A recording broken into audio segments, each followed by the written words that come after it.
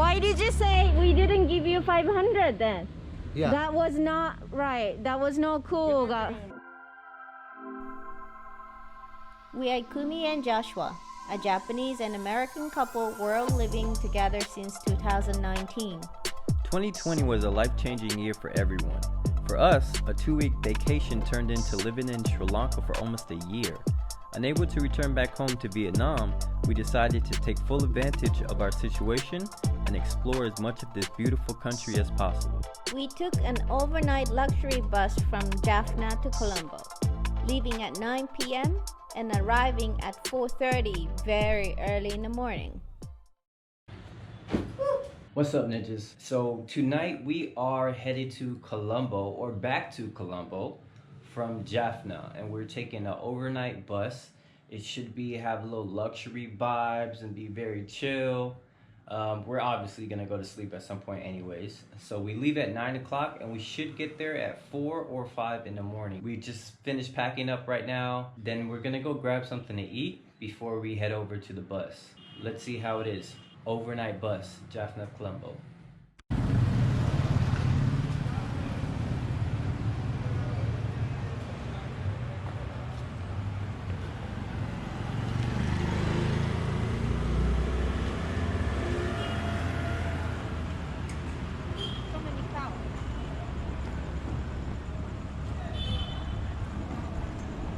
Okay. This nice food, man. Okay. I'll make an order, man. Okay. Okay. This is very blue. Super blue. Sky blue. Almost like pool table. That's it. Nothing else. Don't even play around with it. Fried rice, some spicy prawns, potato curry, and fried chicken. What kind of curry is this? This chicken Sauce? chicken ant, chicken toast, Okay. and chicken leg, and potatoes, and prawn. Now we're done eating and waiting for the bus.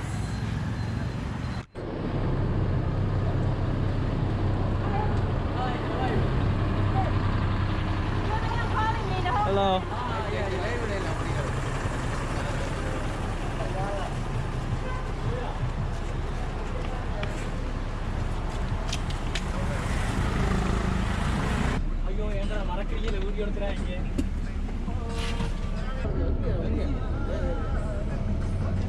Okay, we're going on. So the long trip starts. Let's see how long it takes. We made a break. Bathroom break and food break. It's not a bad trip actually.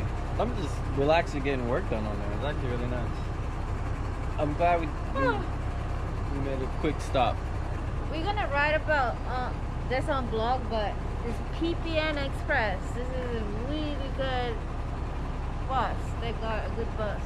So far so good. There's nothing to complain. It was very smooth ride. They make a lot of stops to pick up the shipments.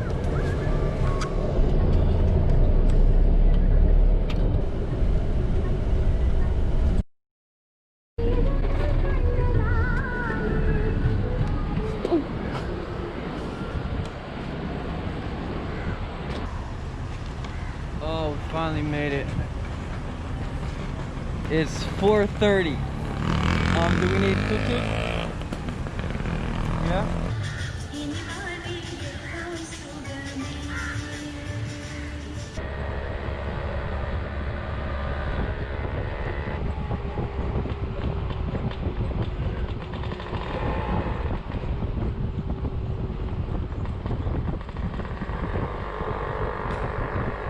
I handed it to you. No, madam. We just gave him 500 rupees and he said he just gave us 20 rupees and said we gave him 20. Yeah, 800 give me. You have 500 give me. You 300 have. Now you're saying we gave him 5 and he needs 3 more. No, you have 5.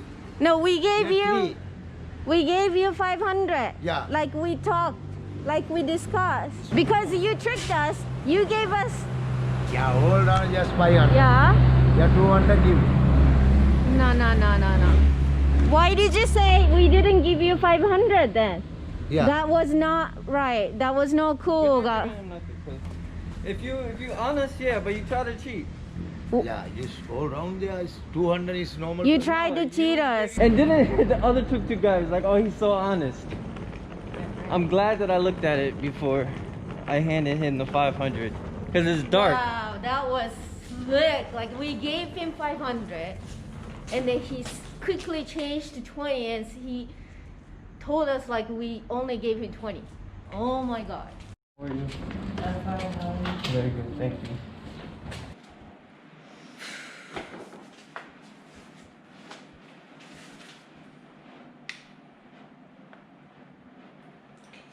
After 10 hours, we almost got scammed by this tuk-tuk guy.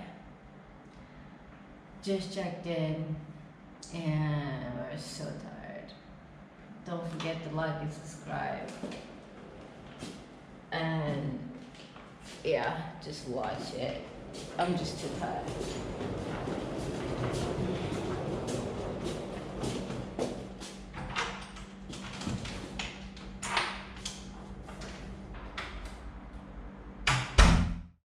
That was ridiculous. Unbelievable. Yeah. You know, 4:30 in the morning, traveling 10 hours. You're just tired, you know? You're tired. You just want to get it over and done with. You want to get it over and done with. So we already knew we were being overcharged because we could see, we knew it was 300 rupees to get to where we needed to be. And he was already charging us 500, which, you know, the convenience of him being right there when we got out the bus and getting there earlier, we were like, okay, whatever. Let's 500, yes. Let's get it done. 500, right? And then we get there. I handed 500 rupee note to him. And I looked at it before because it was so dark. So I looked at it to double check. That's what she handed me. And then when I gave it to him, you know, we were starting to get out. We have a lot of things. We so have a lot had of to, bags, you know? have to take it out. And then he hands her back a 20 and said that we didn't give him 500. This is not enough, he said. And he was showing us 20 rupee note. I'm like, why you had 20? And I'm glad I double checked, you know, and I did so because it was dark. So we obviously know he was trying to pull that scam because it was so dark. But unfortunately for him, I double checked and she checked, so we both knew it was 500. And not only did he say we gave him 20, not 500, he was trying to get an extra 200 because he dropped us off at the wrong place originally and had to drive around. So he's like, I had to drive around, so I need 200 more on top of 500. So how much was he trying to get in total? So he was really trying to get 1,300 rupees in total for something that we already knew was only 300. And we were in Colombo a week before, so we went everywhere in Colombo. Remember that episode? It was on my birthday. Yeah. I'm just saying though. We used Ikumi and Uber everywhere, so we know exactly how much things are cost, especially tuk-tuk. You know, and it's just so upsetting to us because we prefer to use local whenever we do stuff like traveling, buying. We prefer local over corporate. But this is a perfect example of why we choose Pick-me's and Ubers and all these places. You know, because the last thing you want to do at 4:30 in the morning after 10 hours of traveling is arguing with a taxi driver because they're trying to cheat you. It's like the last thing on your mind, the last thing you want to be a part of. You know, and it creates such a horrible experience. And this is the reason why. Like, if there's Pick-me drivers around, some of these taxi drivers, they get pissed off at them for being in their area or whatever, you know? But they also cheat tourists. So that's the only reason why we picked them in the first place. It's such a horrible experience for no reason. So you always make sure if you're traveling by tuk-tuk at nighttime and you can't see, double check your money. Obviously, not all tuk-tuk drivers are like that, but double check your money, because this clearly is a scam that they do to people only late at night when it's really dark. And he was trying to play it all so slick, like he didn't know what we talked about, you know. And then when we kept pressuring, like, no, bro, we know we gave you 500. Then he switched from, okay, you gave me 20 to you did give me 500, but still give me 200 more, like, or something just like that. ridiculous. But good news is Ikumi took the 20 from him. So not only did we not give him another 500 or the extra 200, she kept the 20 that he was trying to say we originally got him. So he actually tried to scam us and ended up getting less money, right? Than what we promised. He ended up getting 480 for the trip instead of 500 because she kept He deserves the 20. it though. Yeah, Seriously. he definitely deserved it. It's so important to know the difference for locals in any country. Again, this is not a Sri Lankan thing. This It's not is all only Sri over the Lanka, world. it's everywhere. But there's a huge difference between a tourist and an expat. Tourists come for 2 weeks. You know, they don't mind being overcharged because they save have money money. to be there and spend Yeah. money, you know. But when you're an expat, World living, we know how much things cost. so you could be somewhere for a year, and almost every single time you step out of your house for that entire year, someone's trying to overcharge you for a taxi. Somebody's trying to overcharge you when you eat locally, trying to overcharge you when you go shopping for your house and stuff. And it's just, to me personally, it's the worst thing about living around the world.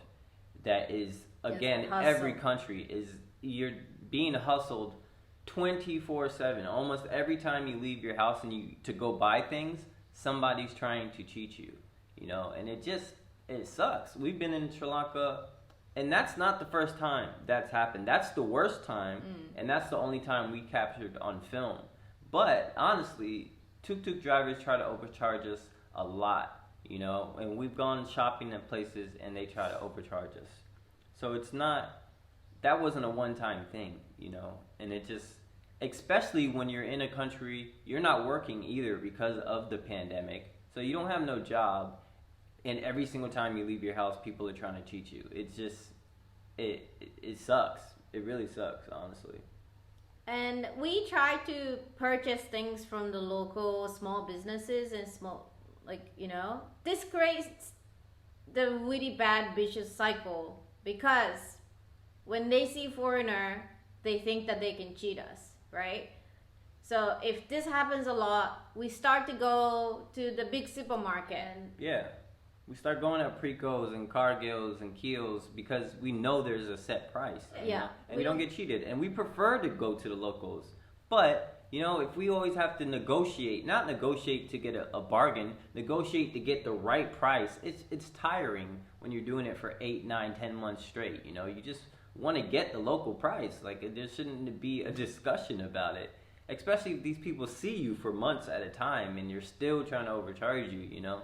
So we end up going to these corporations that we'd rather not go to, but we don't have a choice because we want the regular price. It's simple as that. We want the fair price. And expats know the price. You're cheating us if we allow you to. You know, if we just want the convenience, we want to get it over with. Yeah. That's the only way. You're not cheating us out of ignorance. We know the price. We live here, you know? So it's like we'd do it, but we'll never see us again. You'll never see us again, instead of us coming back consistently. So, and this is, I guarantee you can ask any foreigner that Living lives abroad. somewhere, that lives in any country, that this is just an ongoing thing. But this ongoing thing takes money from locals because it's forcing us to go to corporates, because we can't trust a lot of local interactions when we're trying to buy things. So it's like this cycle, you know.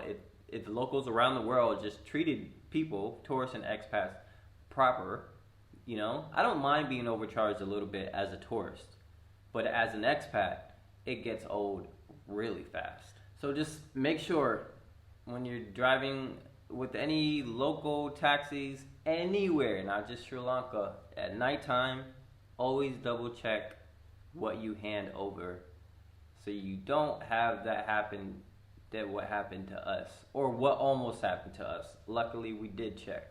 Unfortunately, we couldn't stay in Jaffna no more than 2 days. There were just too many restrictions and everything was closed. So we took an overnight bus to Colombo, and it was on the Christmas Eve. So we wanted to spend some time for Christmas in Colombo, eat some good food, drink some wine. Yeah, and now we are in Ahagama. Say again? Ahagama? Huh? Stop it. What is it? Ahagama. Ahagama. I said it right the first time. Yes, we're in Ahagama. And it's really nice. It's a beautiful place here. Very You can probably see surrounded by all the coconut trees. Just how we like it. yeah. And we'll show you guys that soon. But always make sure you like and subscribe. Make sure you like and subscribe. What? What? I said that right. No, you didn't. No? Make Make sure you like. Make sure you like and subscribe. And we'll see you ninjas later. Peace. Hey ninjas, thank you for watching our episode. Feel free to drop comments or ask questions. And don't forget to like and subscribe, hit the bell, receive notifications when we upload randomly. Stay safe ninjas, peace.